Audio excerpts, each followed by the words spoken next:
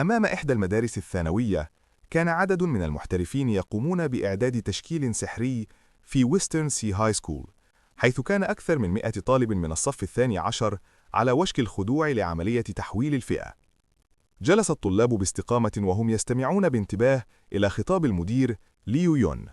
كان رجلاً قليل الكلام، وكان يأمل أن يصل كل واحد منهم إلى المكانة التي بلغها زميلهم السابق سو تشيونغ شينغ، وأن يصبحوا دعائم للبشرية. كان سو تشيونغ شينغ قد درس سابقاً في هذه المدرسة ونجح في التحول إلى الساحر المقدس الإلهي، وهو الآن شخصية بارزة وصل إلى المستوى 80. وكان المدير ليو كثيراً ما يستخدم إنجازاته لإلهام الطلاب وتوجيههم. وبينما كان لين ينظر إلى دائرة التحويل التي كانت تقترب من الاكتمال، لمع في عينيه مزيج من الجدية والترقب، إذ أنه بعد أن عاش في هذا العالم لعدة سنوات، فقد كان يعلم جيداً طبيعة هذا العالم. إنه عالم متداخل مع عناصر الألعاب، حيث يخضع الناس لعملية تحويل الفئة خلال سنتهم الأخيرة في المرحلة الثانوية. يقومون بتطهير الزنازين واستكشاف العوالم الخفية والانضمام إلى ساحات المعارك أو القضاء على الوحوش في البراري. جميع هذه الأنشطة تمنح نقاط خبرة، ومع اكتساب الخبرة يرتفع المستوى وتتقن المهارات وتزداد القوة.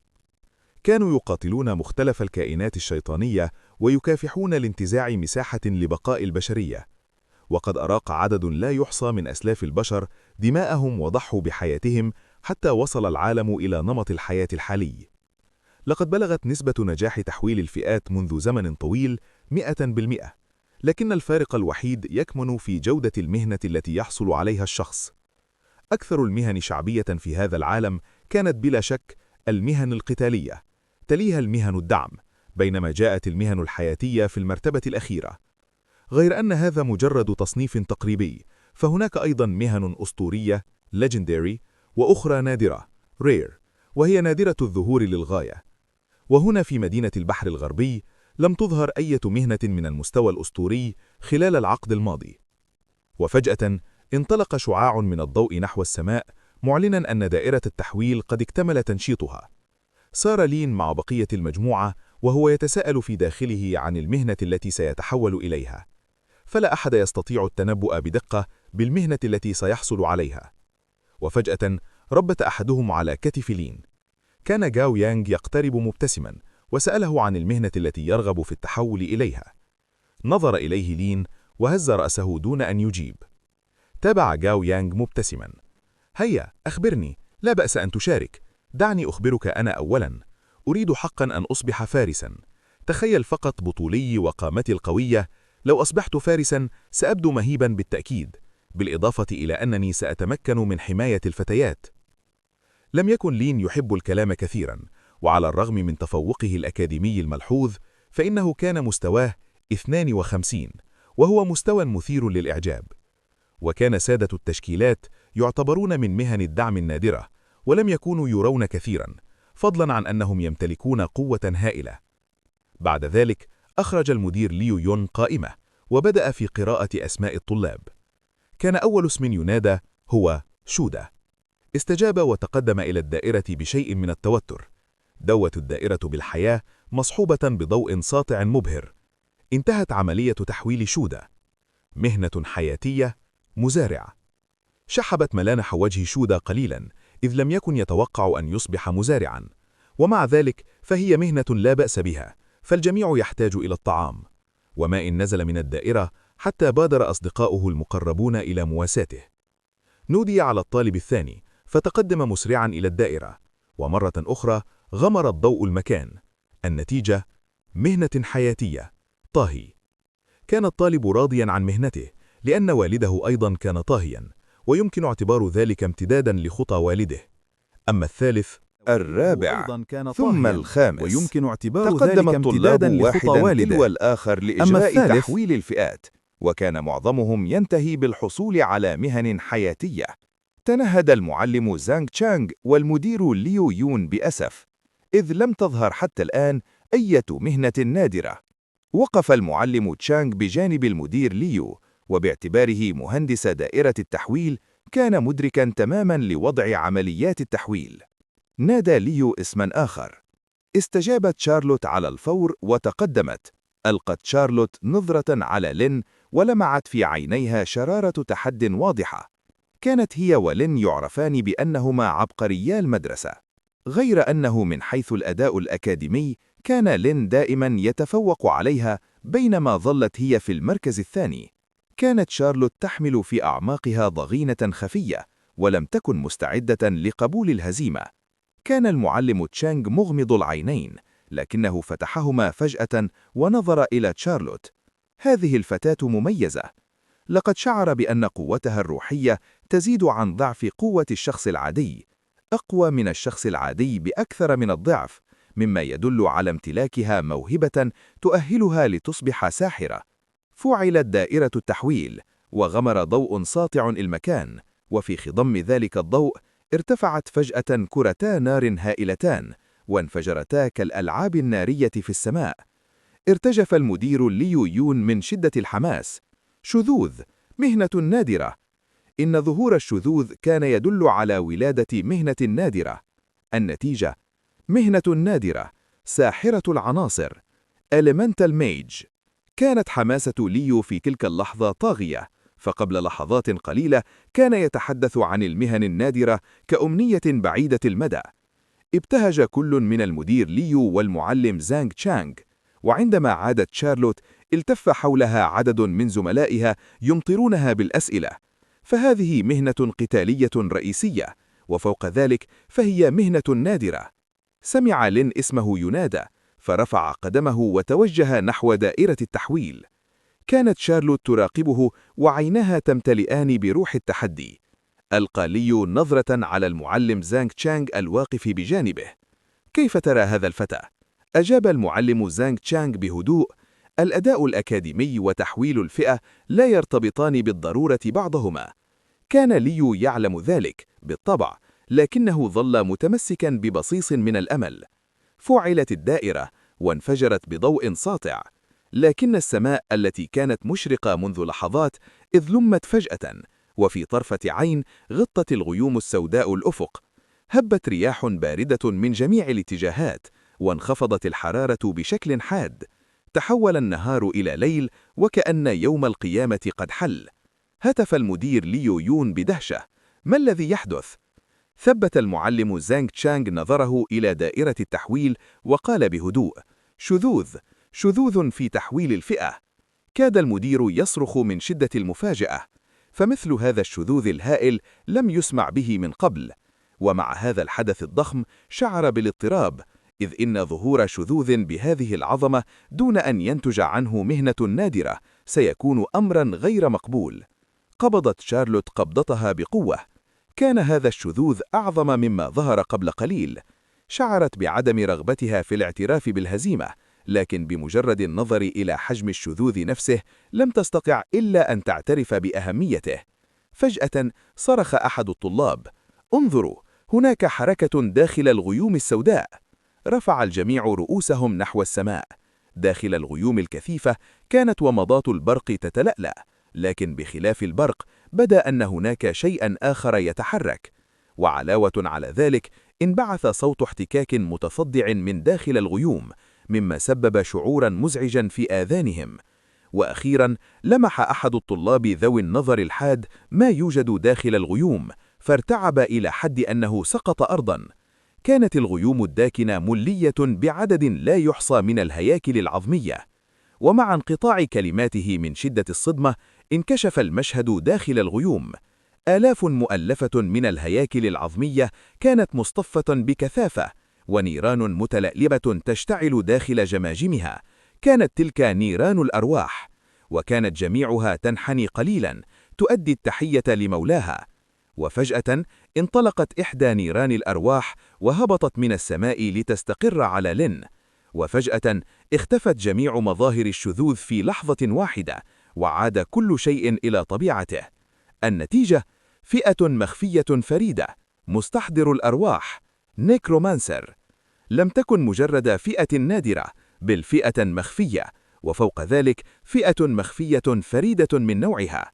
وهذا يعني أنه لا يوجد سوى شخص واحد في العالم بأكمله يمتلك هذه الفئة، وما لم يمت لين فلن يظهر شخص آخر يحمل الفئة نفسها. بين الطلاب كان هناك من هن له، ومن شعر بالحيرة، ومن امتلأ بالحسد، ومن نظر إليه بازدراء، ومن شعر بالخوف. وعلى الرغم من شعوره بالحماس لفئته المخفية الفريدة، لم يظهر لين أي تعبير على وجهه، فهو يؤمن أن المشاعر يجب أن تبقى مخفية. انتظر قليلاً، ناداه المعلم زانغ تشانغ بينما كان يمر بجانبه. استدار لين وأدى التحية للمعلم زانغ تشانغ. كانت هذه هي المرة الأولى التي يواجه فيها المعلم زانغ تشانغ فئة كهذه. كان يرغب في أن يعرض لين مهاراته، وبعد أن تفقد لين خصائصه، وجد أنه إلى جانب الخصائص الأساسية والمستوى يمتلك مهارتين. المهارة الأولى استدعاء محارب عظمي Summon Skeleton Warrior، ولها 7 درجات تبدأ من الحديد الأسود Black Iron، ثم البرونز، ثم الفضة، ثم الذهب، ثم الألماس، ثم الأسطوري Legendary، ثم الإلهي. في الوقت الحالي لم يكن يمكنه إلا استدعاء هيكل عظمي من درجة الحديد الأسود. المهارة الثانية لهب الأرواح Soul Flame، وهي تمكنه من إحراق أرواح أهدافه، وتعتمد قوة التأثير على قوته الروحية ومستواه. وبما أن عرض مهارة لهب الأرواح لم يكن مناسبا في هذا الموقف، قرر لين استدعاء محارب عظمي بدلا من ذلك. فعند تفعيل المهارة ظهر دوام أسود بجانبه، ثم خرج منه محارب عظمي تشتعل في عينيه نيران الأرواح. انخفضت طاقته الروحية فورا من 20 نقطة إلى 10 نقاط، أي أنه استهلك نصفها. كان محارب الحديد الأسود يمتلك عظاما رمادية مليئة بالتشققات في جميع أنحاء جسده، تغطي جسده بالكامل، وحتى السيف الذي كان يحمله بدا مهترئا وممزقا، كأنه منتشل من كومة خردة. كانت خصائص محارب العظمي 15 في جميع الجوانب، لكنه لم يمتلك أي مهارات إضافية. ومع توازن السمات الأربعة الرئيسية بشكل متساو، لم يكن لديه نقاط قوة أو ضعف واضحة. في الوقت الحالي لم يكن يفتقر إلى أي مهارات، ولا يمكنه إلا تنفيذ هجمات أساسية. عندما ظهر المحارب العظمي، لم يستطع الطلاب منع أنفسهم من إطلاق صيحات الاستهجاء، وتراجعوا غريزيا بضعة خطوات.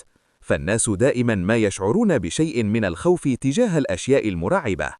أطلقت أطراف أصابع المعلم زانغ تشانغ وهجا خافتا عندما لمس الهيكل العظمي، وفورا أصدرت عينا الهيكل العظمي ضوءا أحمر، واشتعلت نيران الأرواح داخله بقوة أكبر. لاحظ لين أن السيستم اكتشف تعرض المحارب العظمي لهجوم، وسأله إن كان يرغب في الرد بالهجوم، وإن لم يتخذ قرارا خلال 10 ثوان فسيقوم بالرد تلقائيا. تذكر لين سريعا معلومة في ذهنه، وأصدر أمرا فوريا للمحارب العظمي ألا يتحرك. أثار ذلك دهشة المعلم زانغ تشانغ، فهو في المستوى 25، بينما كان لين في المستوى الأول فقط. وكون المخلوق المستدعى أظهر نية عدائية تجاهه كان أمرا غير متوقع. ومع ذلك كان المعلم تشانغ يعقد آمالا كبيرة على مستقبل لين، وشجعه على الاجتهاد. تبع المحارب العظمي لين من خلفه، مصدرا أصوات طقطقة ومصحوبا بنفحات هواء باردة، مما أضفى عليه جوا مرعبا. وأثناء عودة لين أخذ العديد من زملائه يبتعدون عنه لا إراديا. وحده غاو يانغ اقترب منه. أعرب غاو عن رغبته في لمس الهيكل العظمي، فأومأ لين بالموافقة. جمع غاو شجاعته وبد يده ليلمس الهيكل.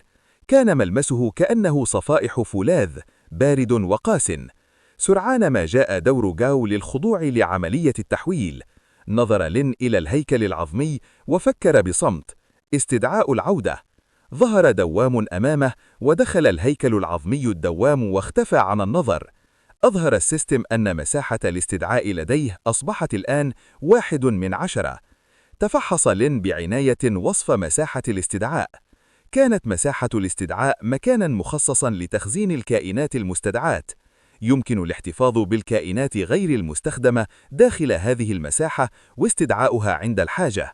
والكائنات المستدعاة من مساحة الاستدعاء لا تستهلك طاقة روحية إضافية.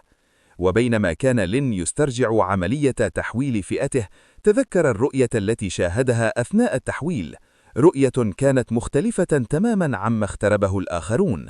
لقد رأى دنينا هائلا. كان الدنين يحلق في السماء ويطلق بين الحين والآخر صرخات ألم، وفي لحظة هبط إلى الأرض. توقعوا ماذا سيحدث في الفيديو القادم، ومع السلامة يا أساطير. بمجرد فكرة واحدة فقط اندفع المحارب الهيكلي إلى الهجوم.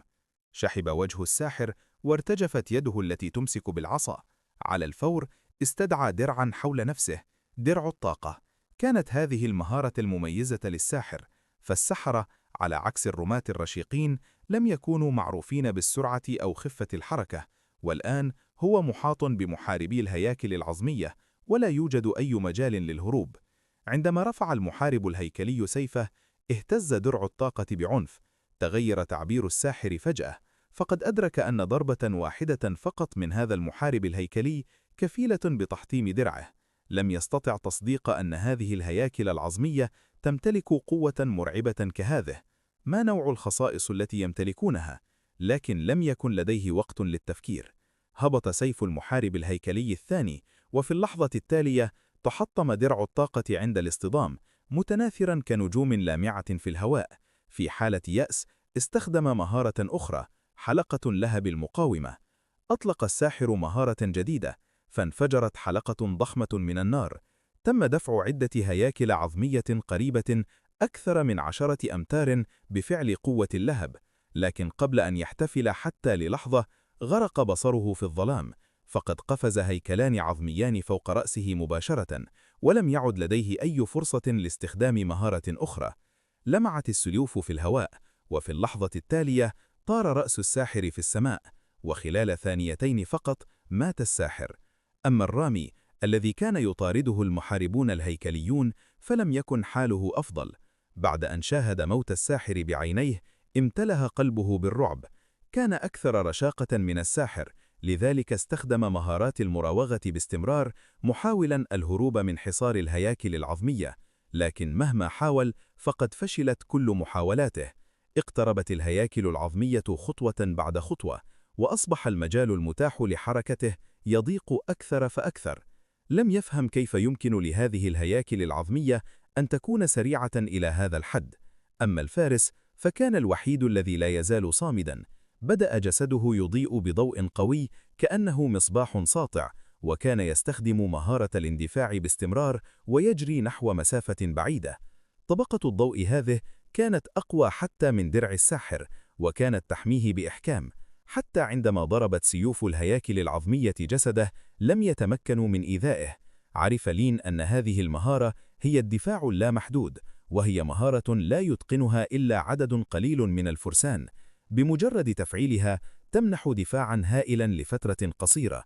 اعتمد الفارس على هذه المهارة وحاول الهرب بكل قوته، لكن فجأة سمع صرخة ألم من الخلف، فأدرك أن الرامي قد مات أيضا. بعد موت الساحر والرامي امتلأ الفارس بالرعب. كيف يمكن لهذه الهياكل العظمية أن تكون مخيفة إلى هذا الحد؟ لو كان يعلم مسبقا لما أتى إلى هنا. لم يكن الأمر يستحق أن يخسر حياته من أجل لفافة مهارة متوسطة عادية، لكن لين لم يكن ينوي تركه يهرب. لا طريق للعودة، يجب إنهاء الأمر تماما. بدأ سيف أحد المحاربين الهيكليين يلمع باللون الأحمر، ضربة الهيجان التي تسبب ضررا يعادل 200% من قوة المحارب نفسه. لم يصدق الفارس أن هيكلا عظميا يستطيع استخدام مهارة. ضرب السيف الأحمر جسد الفارس، فخفت الضوء الأبيض الذي يحيط به بشدة، ثم جاءت الضربة الثانية ثم الثالثة. بدأت الهياكل العظمية تطلق مهاراتها بلا رحمة، وانخفضت مدة الدفاع اللامحدود بسرعة. وفي نفس الوقت وصل المزيد من المحاربين الهيكليين وقطعوا طريق هروب الفارس. اجتاحه شعور باليأس، وبعد بضع ثوان فقط سقط الفارس أرضا ميتا. كانت أخته دائما تقول له: إما ألا تفعل شيئا، أو إذا فعلت فلا تتردد. وهذا بالضبط ما فعله لين. أما نينغ يي فلم تستوعب بعد ما حدث. من بداية المعركة حتى نهايتها استغرقت 20 ثانية. قتل الثلاثة جميعا، بينما لين لم يتحرك خطوة واحدة، وقف فقط يقود جيش الهياكل الهيكلية. عاد المحاربون الهيكليون وهم يحملون العديد من الأشياء. عندما يموت شخص تسقط محتويات مساحة التخزين، وقد اجتمع المحاربون الهيكليون كل شيء. وكانت الغنائم أسلحة برونزية، عصا وقوس ودرع وسيف. تم ترتيب الأسلحة الأربعة أمام لين. أخبرته نينغ يي أن هذه الأسلحة جاءت من زنزانة فيلق أورك كارمن. استغرب لين أنه لم يسمع بهذه الزنزانة من قبل، فشرحت له أنها زنزانة مستوى 20 تقع خارج مدينة شاوهاي. هذه المعدات البرونزية لا تفيده كثيرا، لكنه يستطيع بيعها مقابل مال. جمع لين المعدات الأربعة دون تردد، كما جمع بعض المواد مثل جلود الذئاب وعظام البحوث وأشبال البراعم. رغم أن الكمية لم تكن كبيرة، لكنه جمعها كلها. طالما أن لها قيمة فهي مفيدة. بعد جمع كل شيء تبقى عنصر واحد فقط، لفافة مهارة مبتدئة، كانت قيمتها حوالي 10,000 قطعة ذهبية. حمل لين اللفافة وتساءل هل يستخدمها أو يبيعها. سألته نينغ يي إن كان قد استخدم لفافة مهارة من قبل، فأوم بالنفي. لاحظت أنه يفكر في بيعها، فقالت أن لفافة المهارة المبتدئة ليست ذات قيمة كبيرة، فبالنسبة لها 10,000 قطعة ذهبية لا شيء. سأله لين كيف يستخدمها. ضحكت وقالت: الأمر بسيط، امسك اللفافة وقل استخدم. فعل لين ما قالت وقال استخدم، لكن لم يحدث شيء. فقالت أن صوته لم يكن مرتفعا بما يكفي، ويجب أن يقوله بصوت أكبر. نظر لين إليها، لكن لم يحاول مرة أخرى. لم يستخدم لفافة مهارة من قبل، لكنه ليس غبيا. من المستحيل أن يكون ارتفاع الصوت مهما. كما توقع، اكتشف الطريقة الحقيقية. قام بضخ طاقة الروح داخل اللفافة، وفجأة انفجرت اللفافة بالضوء وأحاطت به. ظهرت واجهة أمامه. تم اكتساب مهارة جديدة: انفجار الجثة. يفجر الجثة ضررا للأعداء في دائرة نصف قطر متر، ويعادل الضرر 10% من صحة الجثة المتبقية. رغم أن الوصف يبدو عاديا، إلا أن لين أدرك إمكاناتها الحقيقية. فإذا قتل عدوا واحدا يمكنه انفجار جثته وإصابة الأعداء القريبين، وإذا مات المزيد يمكنه انفجار الجثة واحدة تلو الأخرى، مما قد يحول المعركة إلى سلسلة انفجارات متتالية. نظرت نينغ يي إليه بفضول وسألته إن كان قد حصل على مهارة جديدة. أوم لين برأسه، لم يلمه على محاولة خداعه. ابتسمت بسعادة وأثنت على صوته وتمنت أن يتحدث أكثر. نظر لين إليها ولاحظ أنها مختلفة عن الفتيات في مدرسته. كانت مرحة ومليئة بالحيوية، نادرا ما يمدح الآخرين، لكنه قال لها إن صوتها جميل أيضا. بدت سعيدة جدا، ثم أخرجت صندوقا ووضعته في يده. كان بداخله لفافة مهارة متوسطة. في السوق التداول يمكن أن يصل سعرها إلى 1,000,000 قطعة ذهبية، أي 100 ضعف لفافة المهارة المبتدئة. كانت قد أخبرته مسبقا أن الأشخاص الذين كانوا يطاردونها كانوا يريدون هذه اللفافة، فكيف تعطيها له ببساطة؟ جلست قرب النار لتدفئ يديها، وبعد اختفاء الذين كانوا يطاردونها شعرت بالارتياح. شرحت أنها عثرت على صندوق عشوائي في معسكر أورك كارمن، وحصلت عليه من هذه اللفافة، لكن أولئك الأشخاص رأوها فأخذوا يطاردونها. نظر لين إليها وقال بهدوء إنها كانت على وشك أن تموت قبل قليل. ابتسمت وقالت إنه إذا تعرضت لإصابة قاتلة سيتم نقلها تلقائيا بعيدا، لكنها ما زالت تخاف من الألم. عندها أدرك لين أنه كان يقلق دون داع. هذه الفتاة ليست عادية، ولديها الكثير من القطع الأثرية التي تحميها. مدت لين يده وسأله إن كان لديه طعام. أخرج لين عدة كعكات مطهية بالبخار حصل عليها من المعركة السابقة، لكنها هزت رأسها وقالت إنها لا تريد طعام أولئك الأشخاص. ضحك لين واستبدلها ببطاطا حلوة. أخذتها بسعادة وبدأت تأكلها بشهية. أثناء الأكل سألته عن خططه. فأخبرها عنه ينوي الذهاب إلى أكاديمية شاو جينغ. قالت إن قدراته كافية لاجتياز أي أكاديمية بسهولة، ثم تذكرت شيئا وأخبرته أنه عندما يصل إلى الأكاديمية يجب أن يتحدى البرج الإلهي ويصل إلى أعلى طابق ممكن، لأن مكافأة المحاولة الأولى تتضاعف وتمنحه الكثير من النقاط، ونقاط الأكاديمية أكثر قيمة من الذهب. كانت تعرف الكثير عن الأكاديمية وبدأت تشرح له بحماس. كان معظم الوقت هي التي تتحدث ولين يستمع ويجيب أحيانا بجملة أو جملتين. في النهاية خف صوتها ونامت. خلع لين معطفه ووضعه عليها كغطاء، ثم بدأ يتأمل. في صباح اليوم التالي استيقظ وقد استعاد طاقته الروحية بالكامل. فتحت نينغ يي عينيها وابتسمت، ثم مدت يدها طالبة بطاطا حلوة أخرى. أعطاها قطعة، لكنها أرادت المزيد فأعطاها أخرى. في النهاية أعطاها تقريبا كل البطاطا التي كانت معه. لوح بيده وقال إنه لم يتبقى شيء. ابتسمت وقالت إنها ستصدقه، ثم ودعه وأخبرته أنها تأمل أن يلتقيا مرة أخرى، وطلبت منه أن يرفع مستواه بسرعة حتى يصطحبها معه للتدريب. غادرت بسرعة وهي تحمل البطاطا والمعطف. بعد رحيلها تمتم لين أنه سيأخذها معه للتدريب في المستقبل. في الغابة كانت استخدم ملك الجوبلين مهارة الطرد. بدأ جسده يشع بضوء مبهر، ثم قفز فجأة إلى الهواء قبل أن يهبط بقوة على الأرض مع دوي هائل. جميع المحاربين الهيكليين الذين كانوا يحيطون به تم قذفهم بعيدا. حتى المحاربون الهيكليون على الأرض دفعوا إلى الخلف بفعل موجة الصدمة. بعد ذلك أطلقت عينا ملك الجوبلين ضوءا أحمر متوهجا، ثم فتح فمه الكبير وأطلق ألسنة من اللهب. اجتاحت النيران المحاربين الهيكليين وأحرقتهم. شعر لين أن نقاط حياة المحاربين الهيكليين في المقدمة كانت تتناقص بسرعة، واقتربوا من حافة الموت. خطرت له فكرة، فقام فورا بإعادة 4 من المحاربين الهيكليين إلى فضاء الاستدعاء. استمر ملك الجوبلين في إطلاق النيران، مانعا المحاربين الهيكليين من الاقتراب. تمتم لين: يجب أن أقطع مهارته. ظهرت كرة من اللهب البنفسجي في كفه، لهب الروح. انطلقت النيران بصمت وسقطت مباشرة على رأس ملك الجوبلين. أطلق ملك الجوبلين صرخة مدوية، وتوقفت مهارته فجأة وتمت مقاطعتها. لهب الروح يتجاهل الدفاعات ويلحق ضررا مباشرا بالروح. اجتمع المحاربون الهيكليون بسرعة حوله وبدأوا يهاجمونه بلا توقف. واصل لين استخدام لهب الروح لمهاجمة ملك الجوبلين ومنعه من استخدام مهاراته. بعد دقيقة واحدة سقط ملك الجوبلين أرضا وهو يحمل تعبيرا مليئا بعدم الرضا، وكأنه يقول: ما هذا يا رجل؟ أولا سونغ جين وو والآن أنت؟ تمت هزيمة ملك الجوبلين.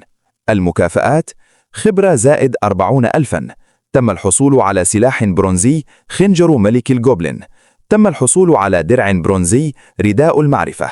تم الحصول على نواة ملك الجوبلين البلورية. وبينما ظهرت الإشعارات أضاء جسد لين أيضا بضوء الترقية.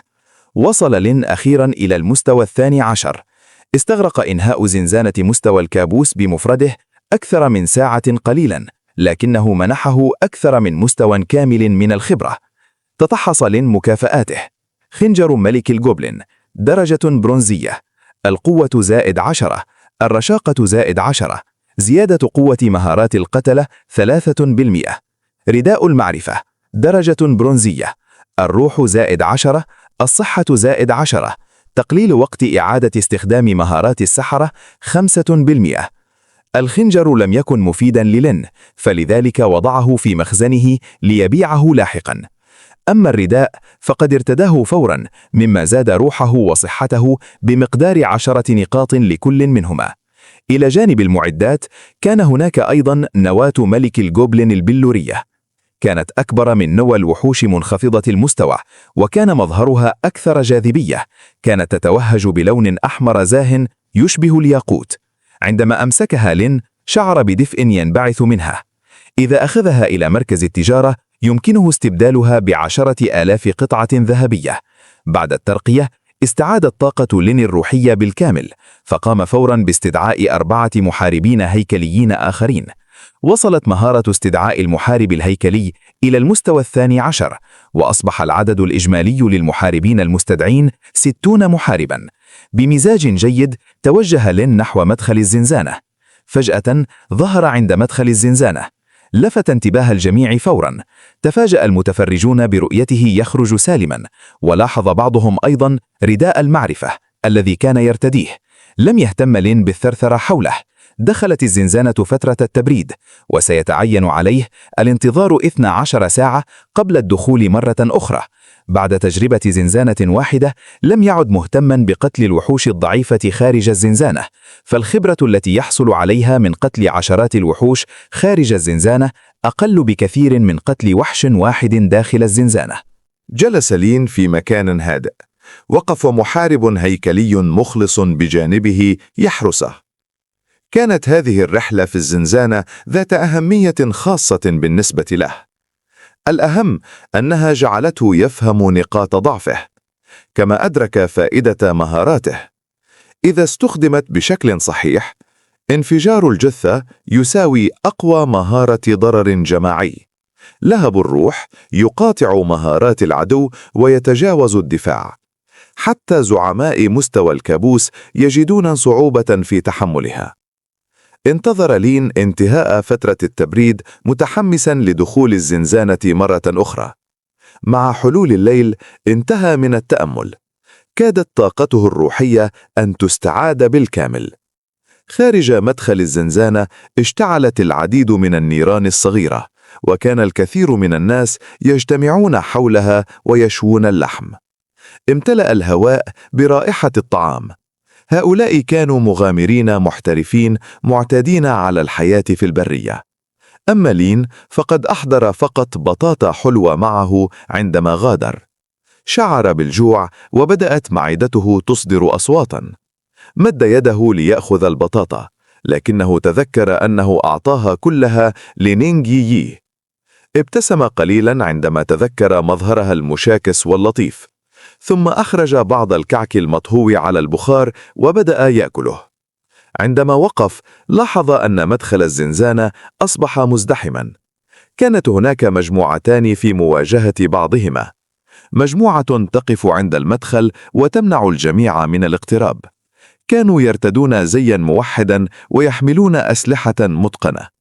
كانوا يشبهون نقابة منظمة. أما المجموعة الأخرى فكانت من المغامرين الذين كانوا ينتظرون خارج الزنزانة. بعد قليل فهم لين ما يحدث.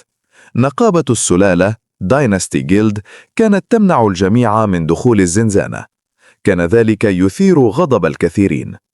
تقدم ساحر من النقابة وقال: زعيم نقابتنا الشاب داخل الزنزانة ينفذ مهمة.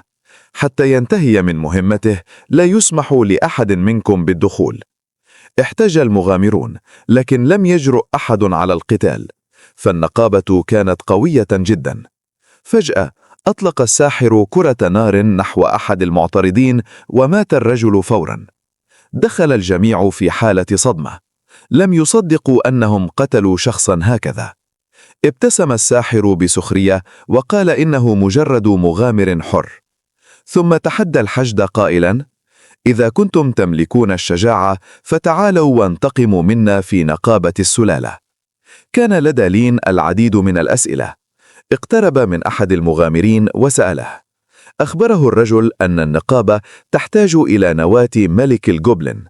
معدل سقوطها منخفض جدا ولا يمكن الحصول عليها إلا من زنزانة الكابوس، كما أنها تسقط مرة واحدة كل 100 يوم.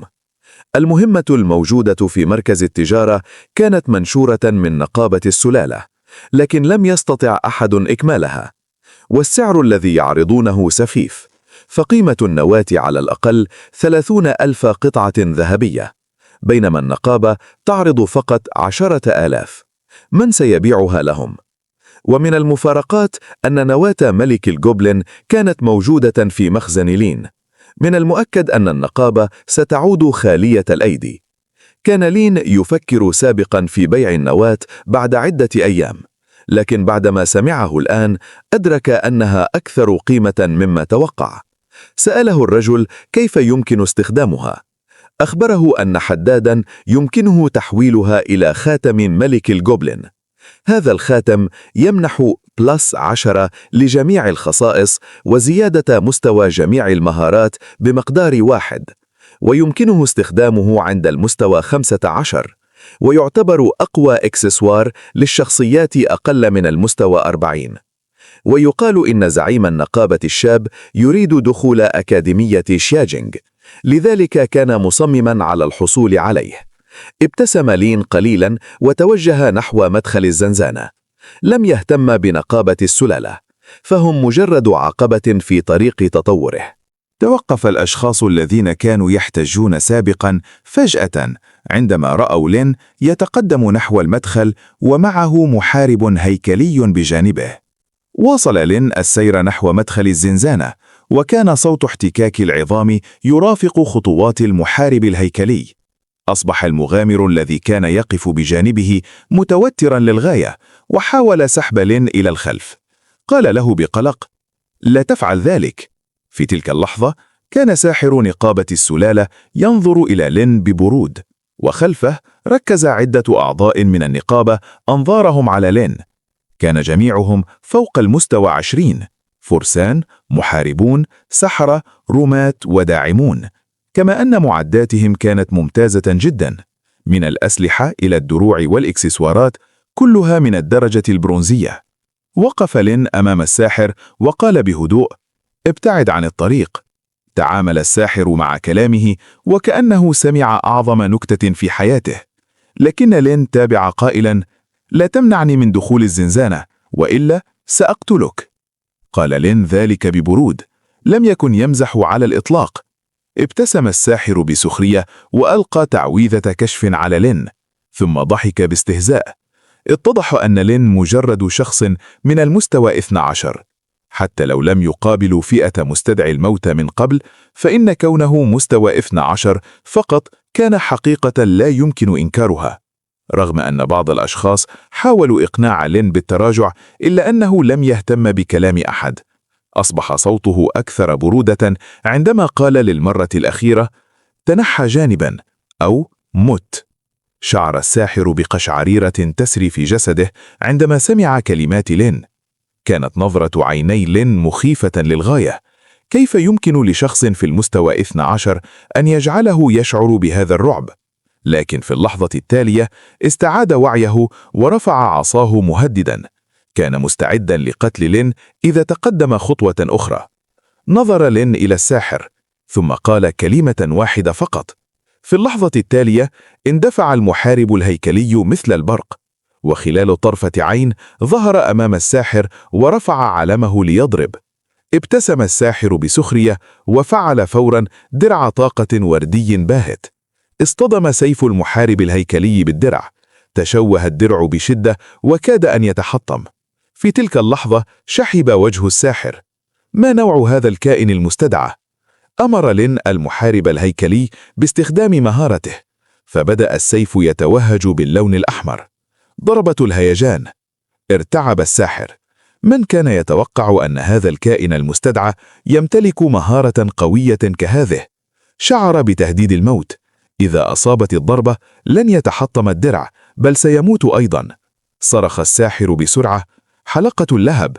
انفجرت حلقة من النار دفعت المحارب الهيكلي عدة أمتار للخلف، حتى أعضاء النقابة خلفه صدموا مما حدث. صرخ الساحر: ماذا تنتظرون؟ هاجموا! كان وجهه شاحبا لأنه شعر أنه نجا من الموت بصعوبة. استجاب أحد الفرسان بسرعة، فعل مهارة الاندفاع ورفع درعه، ثم اندفع نحو المحارب الهيكلي بقوة.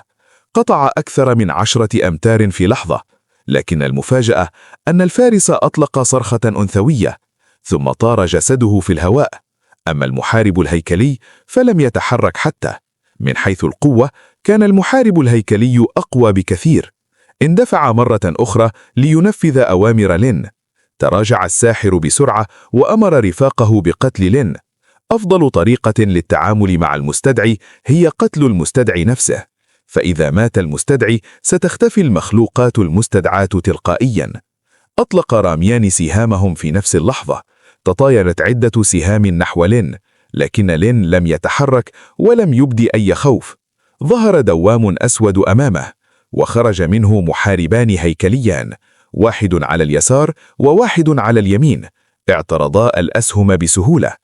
اصطدمت الأسهم بأسلحة الهياكل العظمية وأصدرت صوت معدن قوي، لكنها لم تسبب أي ضرر. تراجع الراميان بسرعة مصدومين. لم يتوقعوا أن لين يمتلك أكثر من مخلوق مستدعى واحد. صرخ الساحر مرة أخرى، وفورا اندفع الفرسان والمحاربون لحمايته. رفع الساحر عصاه وبدأ بترديد تعويذة بسرعة. بعد عدة ثوان انفجرت النيران من الأرض، ثم خرج ثعبان ناري ضخم من عصاه واتجه مباشرة نحو لين. كانت هذه مهارة نادرة لا يتعلمها إلا سحرة المستوى 20، وتعتبر أقوى مهارة لساحر في هذا المستوى. بدأ بعض الأشخاص خلف لين يشعرون بالقلق له، لكن لين بقي هادئا تماما. ظهر دوام آخر أمامه. هذه المرة خرج عشرات المحاربين الهيكليين. اصطدم الثعبان الناري بهم وانفجر بقوة. وسط ألسنة اللهب اندفعت عشرات الهياكل العظمية نحو أعضاء النقابة. أصبح وجه الساحر قاتما جدا. ظهور 3 محاربين هيكليين سابقا كان مفاجئا، لكن ظهور هذا العدد الهائل كان أمرا لا يمكن تصديقه. عدد الهياكل العظمية أصبح الآن أكثر من عددهم. كان الساحر خبيرا في القتال، فلذلك بقي هادئا. أمر أعضاء النقابة بتشكيل تشكيل قتالي، وبالفعل كانت نقابة السلالة نقابة قوية مليئة بالمحاربين ذوي الخبرة. كل فرد منهم خضع لتدريب طويل، وكان تنسيقهم ممتازا. وقف الفرسان في الأمام، وخلفهم المحاربون والرماة والسحرة، والداعمون بقيوا في الخلف. بدأوا بإلقاء التعزيزات: تعزيز القوة، زيادة الرجافة، تقوية العقل. ارتفعت سرعتهم، ظهرت دروع الطاقة، وتم تفعيل موضع الهيجان. لم يتركوا أي تعزيز ممكن. عاد بعض الثقة إلى وجه الساحر. في تلك اللحظة رفع لين يده وأشار إلى المتفرجين أن يتراجعوا. لم يجرؤ أحد على معارضته. من كان يتوقع أن شخصا واحدا سيواجه فريقا كاملا من النقابة؟ تراجع الجميع بسرعة وابتعدوا، وفجأة ظهر لهب بنفسجي. وفي اللحظة التالية حدث شيء مرعب. صرخ أحد الرماة. انخفضت نقاط حياته بسرعة إلى حافة الموت. ألقيت تعويذة شفاء بسرعة، لكن لم تنقذه. سقط الرامي ميتا في لحظة. أصبحت الأجواء أكثر توترا. في هذه الأثناء كانت عشرات الهياكل العظمية تندفع نحوهم. حتى الفارس الشجاع أصبح تحت ضغط شديد. كان يقاتل أكثر من 10 محاربين هيكليين في نفس الوقت.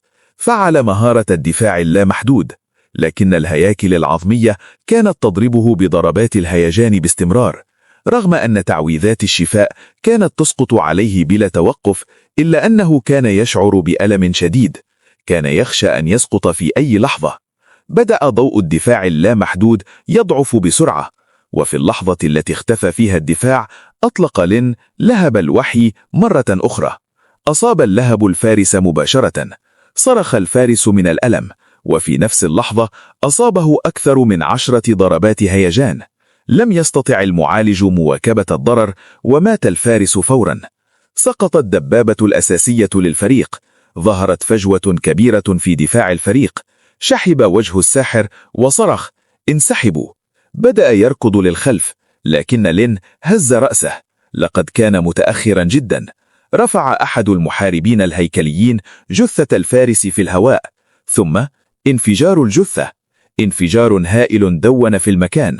تحولت الجثة إلى انفجار مدمر. لم يبق شيء، فقط جثث ممزقة على الأرض. لم ينجي أي شخص من نقابة السلالة. كانت الأرض مليئة بالمعدات والغنائم، لكن لين لم يهتم. مسح الدم من وجهه، ثم جمع كل الأشياء. بعد ذلك استخدم انفجار الجثة مرة أخرى حتى لا يبقى أي أثر لجثث أعضاء النقابة. بعد أن انتهى دخل الزنزانة. بعد أن دخل لين الزنزانة أخيراً، تجرأ المغامرون الأحرار الذين كانوا يحتجون سابقاً على الاقتراب من المكان. لم يصدقوا أن شخصاً واحداً فقط تمكن من القضاء على فريق كامل من نقابة السلالة. كان الجميع يعلم أن نقابة السلالة لن تترك الأمر يمر بسهولة، لذلك بدأوا يشعرون بالقلق حول ما يجب فعله بعد ذلك. اقترح أحدهم أن يغادروا فوراً ويبتعدوا عن مدينة البحر الغربي وعن المقاطعة بالكامل بعيداً عن نفوذ النقابة. تم قبول اقتراحه فوراً، وبتحريض منه بدأ الجميع بالانسحاب، وخلال لحظات أصبح مدخل الزنزانة خالياً تماماً. بعد نصف ساعة تم نقل عدة أشخاص إلى خارج الزنزانة. كان على وجه رجل أشقر تعبير خفيف من خيبة الأمل. رغم دخولهم الزنزانة لم يتمكنوا من الحصول على نواة ملك الجوبلين البلورية. فجأة لاحظت مغامرة تقف بجانبه شيئا غريبا. لم يكن هناك أي شخص في المكان، ولا حتى أعضاء فريقهم أو المغامرون الآخرون. لم يستطيعوا فهم ما الذي حدث. كان الأشخاص الذين رافقوا هاوران ابن زعيم النقابة في هذه الرحلة داخل الزنزانة يشعرون بالذعر. كان مستواهم فقط 17، وخبرتهم أقل بكثير من الساحر وبقية الفريق الذين كانوا يحرسون المدخل. في هذه اللحظة لم يكن أمامهم إلا الاعتماد على هاوران، فهو زعيم النقابة الشاب. بعد أن فكر قليلا قال: أطلقوا شعلة الإشارة. كان يأمل أن يحصلوا على رد من الساحر وبقية الفريق، لكن في ذهنه لم يستطع فهم سبب عدم وجود أي آثار للقتال. انطلقت شعلة الإشارة في السماء، ثم انفجرت لتشكل كرة ضوء ضخمة. أدرك هاوران أن شيئا ما حدث للساحر وبقية الفريق أثناء وجوده داخل الزنزانة. أمر الجميع أن يتبعوه ويغادروا المكان فورا، فقد يكون هناك خطر في هذه المنطقة. في داخل الزنزانة كان لين يقود 46 محاربا هيكليا يندفعون للأمام بلا توقف. كان يستخدم نفس الاستراتيجية السابقة، وارتفعت خبرته بسرعة أكبر هذه المرة. بعد ساعة واحدة فقط وصل لين إلى نهاية الزنزانة.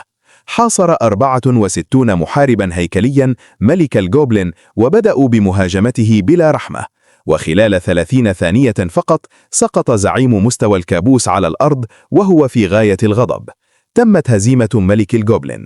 المكافآت: خبرة زائد 40,000، سلاح برونزي، كتاب تعاويذ ملك الجوبلين، نواة وحش منخفضة المستوى. كما هو متوقع، لم تسقط نواة ملك الجوبلين البلورية مرة أخرى، بل تحولت إلى نواة وحش عادية منخفضة المستوى. تفحص لين خصائص كتاب تعاويذ ملك الجوبلين. كتاب تعاويذ ملك الجوبلين: درجة برونزية، الروح زائد 10، الصحة زائد 10، زيادة قوة مهارات السحرة 3%. نظر لين إلى الخصائص. لم يكن مثاليا، لكنه مقبول حاليا. خلال قتاله مع ملك الجوبلين وصل لين إلى المستوى 13. حسب سريعا في ذهنه: إذا أراد الوصول إلى المستوى 15 فسيحتاج إلى إنهاء حوالي 3 زنزانات أخرى، لكن الوقت كان محدودا. يمكنه دخول الزنزانة 5 مرات فقط قبل موعد الاختبار، وبذلك يمكنه الوصول إلى المستوى 16. كان أقل قليلا مما توقع، لكن المستوى 16 سيكون كافيا لاختبار القبول في أكاديمية شياجينغ. خرج لين من الزنزانة. في الخارج كان المكان هادئا بشكل غريب، صمت غير طبيعي. فكر لين قليلا وفهم ما حدث تقريبا. يبدو أن المغامرين الأحرار غادروا خوفا من نقابة السلالة. نظر حوله ثم غادر المكان أيضا. في اليوم التالي وصل فريق آخر إلى مدخل الزنزانة. كانت شارلوت قد وصلت إلى المستوى 10، وكان المحاربون الهيكليون حول لين واضحين جدا. كانت تعلم جيدا أن لين هو الشخص الوحيد في العالم الذي يملك مثل هذه الاستدعاءات. نظرت شارلوت إلى لين وفهمت فورا أنه سيقوم بالدخول بمفرده مرة أخرى. كانت قد وصلت إلى المستوى 10 اليوم وجاءت مباشرة إلى الزنزانة. لم تتوقع أن لين يستطيع إنهاء الزنزانة بمفرده مرة أخرى. مرة أخرى كان لين أسرع منها بخطوة. داخل زنزانة الكابوس اندفع لين خلال الوحوش بلا توقف. الآن أصبح لديه 72 محاربا هيكليا. بعد 45 دقيقة فقط قابل صديقه القديم ملك الجوبلين. استيقظ ملك الجوبلين على صوت سيوف الهياكل العظمية، وبمجرد أن وقف كان أكثر من نصف نقاط حياته قد اختفى بالفعل. أطلق النيران من فمه، لكن لهب الروح قاطع مهارته فورا. بعد 30 ثانية فقط سقط ملك الجوبلين مرة أخرى وهو مليء بالغضب. تمت هزيمته. خبرة زائد 40,000. نظر لين إلى الغنائم ثم وضعها في مخزنه. كانت عينا ملك الجوبلين مليئتين بالغضب والإحباط، وكأنه تعرف على لين. ألاح لين بيده وقال: لا يهم من قتلك، على الأقل أعطيتك موتا سريعا. في الحقيقة لم يكن لين يريد قتل ملك الجوبلين، لكن لم يكن لديه خيار، فهو يحتاج إلى رفع مستواه. مرت 12 ساعة أخرى. عاد لين مرة أخرى لمقابلة صديقه القديم. بعد قتل ملك الجوبلين وصل لين إلى المستوى 14، وأصبح عدد المحاربين الهيكليين 76. وأثناء انتظاره خارج الزنزانة قابل زميلة قديمة في الفصل. عندما سمع صوتا مألوفا فتح عينيه. كانت شارلوت. كان الغبار يغطي وجهها الجميل، وكانت لديها عدة إصابات. الواضح أنها خرجت للتو من معركة. كانت قد خرجت للتو من الزنزانة. نظرت إلى لين غاضبة وسألته: ما مستواك الآن؟ أجاب لين بهدوء: المستوى 14.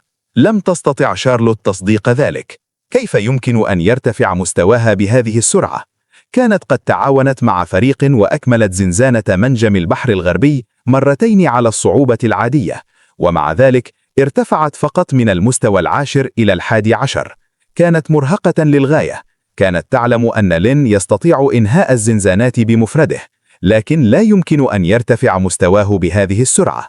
لم تتخيل أبدا أن لين كان يدخل زنزانات مستوى الكابوس. ازداد شعورها بعدم الرضا تجاهه. قالت: لن أعترف بالهزيمة. ثم استدارت وغادرت. نظر لين إليها دون أن يعرف ماذا يقول، وفجأة رأى شارلوت تدخل الزنزانة مرة أخرى مع فريق. كان ذلك غريبا، فالزنزانات عادة لديها وقت تبريد، لكن شارلوت دخلت مرة أخرى فورا. بعد ساعة خرجت من الزنزانة، وكان التعب واضحا على وجهها. وبعد 10 دقائق فقط وجدت فريقا آخر ودخلت مرة أخرى. وبعد نصف ساعة خرجت مرة أخرى. كانت مرهقة لدرجة أنها لم تعد قادرة حتى على تحريك أصبعها. جلست بجانب لين. سألها لين: لماذا تضغطين على نفسك هكذا؟ ردت شارلوت غاضبة: كيف تجرؤ على السؤال؟ منذ سنوات كانت دائما في المركز الثاني بعد لين، ويجب أن تتجاوزه. لم يتوقع لين أن تحمل هذا القدر من العداوة. لو كان يعلم لترك لها المركز الأول في أحد الامتحانات. نظرت شارلوت إلى السماء. كانت تريد أيضا دخول أكاديمية شياجينغ. المستوى 15 يمنح فرصة كبيرة للقبول، أما المستوى 16 فيضمن القبول تقريبا. نصح لين شارلوت بدخول زنزانات الكابوس لرفع المستوى بسرعة. نظرت إليه شارلوت بعيون واسعة. ظنت أنه يمزح أو يسخر منها، فزنزانات الكابوس تحتاج فرقا قوية من محترفي مستوى 16 أو 17. لن يقبل أحد فتاة مستوى 12 مثلها. نظرت إليه بازدراء وكأنها تقول: هل تفهم شيئا أصلا؟ ثم قالت: إنها ستدخل عدة زنزانات عادية أخرى، ربما تصل إلى المستوى 14، ومع بعض الجهد قد تصل إلى 15. وأخيرا تكلم لين مرة أخرى وسأل: كيف تستطيعين تجاوز وقت تبريد الزنزانة؟